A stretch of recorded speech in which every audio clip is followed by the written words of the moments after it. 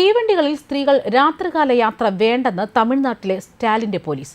ഇക്കഴിഞ്ഞ ദിവസം ശനിയാഴ്ച രാത്രി ചെന്നൈ എഗ്മോർ കൊല്ലം എക്സ്പ്രസ് ട്രെയിനിൽ യാത്ര ചെയ്ത മലയാളി വിദ്യാർത്ഥിനിക്ക് നേരെ തമിഴ്നാട് സ്വദേശിയ വയോധികൻ ആക്രമണം നടത്തിയതിന് പിന്നാലെയാണ് ട്രെയിനിൽ സ്ത്രീകൾ രാത്രിയാത്ര ചെയ്യേണ്ടെന്ന് തമിഴ്നാട്ടിലെ പോലീസ് വിലക്കിക്കൊണ്ട് വിചിത്രമായ ഒരു നിർദ്ദേശം നൽകിയിരിക്കുന്നത്. അതായത് സ്ത്രീകൾ രാത്രികാലങ്ങളിൽ ട്രെയിനിൽ യാത്ര ചെയ്യേണ്ട എന്ന് തമിഴ്നാട് പോലീസ് പറയുമ്പോൾ പഠിക്കാനും ജോലിക്കുമായൊക്കെ കേരളത്തിൽ നിന്നും മറ്റും തമിഴ്നാട്ടിലേക്ക് പോകുന്ന സ്ത്രീകൾ അല്ലെങ്കിൽ പെൺകുട്ടികൾ എന്ത് ചെയ്യും എന്നതാണ് ഇവിടെ ചോദ്യമാകുന്നത്. നമുക്കറിയാം, തമിഴ്നാട് മുഖ്യമന്ത്രി എം.കെ. സ്റ്റാലിൻ ഒരു പ്രത്യേക സ്വഭാവക്കാരനാണ്.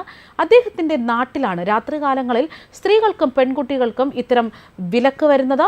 ഇത്തരം അക്രമകാരികളെ തൂക്കിയെടുത്ത് അകത്തിടാൻ പോലും ത്രാണിയില്ലാത്ത ഒരു പോലീസായി മാറുകയാണ് സ്റ്റാലിൻ്റെ പോലീസ്. അതുമാത്രമല്ല, രാത്രി 6 മണി കഴിഞ്ഞാൽ സ്ത്രീകൾ തമിഴ്നാട്ടിൽ കൂടി ട്രെയിനിൽ യാത്ര ചെയ്യാൻ പാടില്ലെങ്കിൽ അവരൊക്കെ പാലക്കാട് അല്ലെങ്കിൽ തമിഴ്നാട്ടിൽ കയറേണ്ട കേരളത്തിലെ അതിർത്തി പ്രദേശങ്ങളിൽ വന്നിറങ്ങി അവരുടെ യാത്രയ്ക്ക് അടുത്ത ദിവസത്തേക്ക് തന്നെ മാറ്റണം എന്നാണോ ഈ പോലീസുകാർ പറയുന്നത്?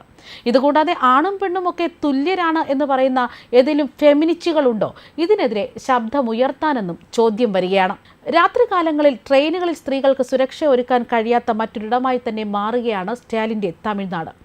കഴിഞ്ഞ ദിവസമാണ് ചെന്നൈ എഗ്മോർ കൊല്ലം എക്സ്പ്രസ് ട്രെയിനിൽ മൊബൈൽ ഫോൺ ചാർജ് ചെയ്യുന്നതുമായി ബന്ധപ്പെട്ട് മലയാളി വിദ്യാർത്ഥിനിക്ക് നേരെ വയോധികന്റെ അതിക്രമം ഉണ്ടായത്.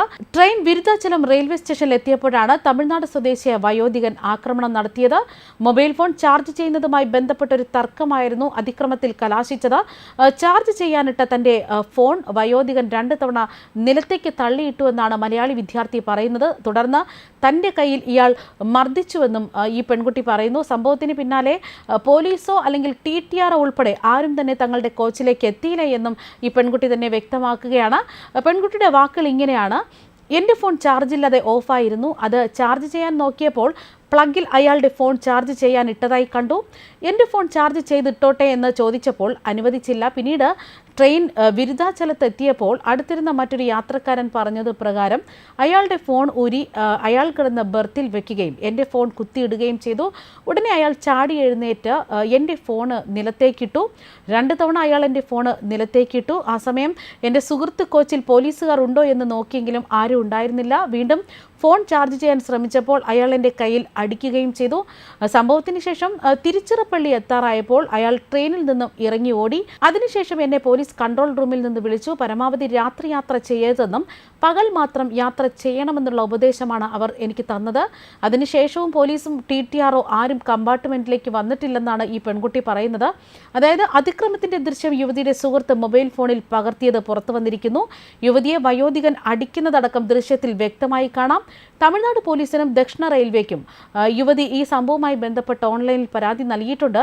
അതേസമയം രാത്രികാലങ്ങളിൽ ഇത്തരത്തിൽ സുരക്ഷിതമല്ലാത്ത ഒരു യാത്ര ട്രെയിനിൽ വരുമ്പോൾ തമിഴ്നാട്ടിലെ പോലീസുകാർ നിരുത്തരവാദിത്തപരമായിട്ടുള്ള പെരുമാറ്റങ്ങളാണ് നടത്തുന്നത്.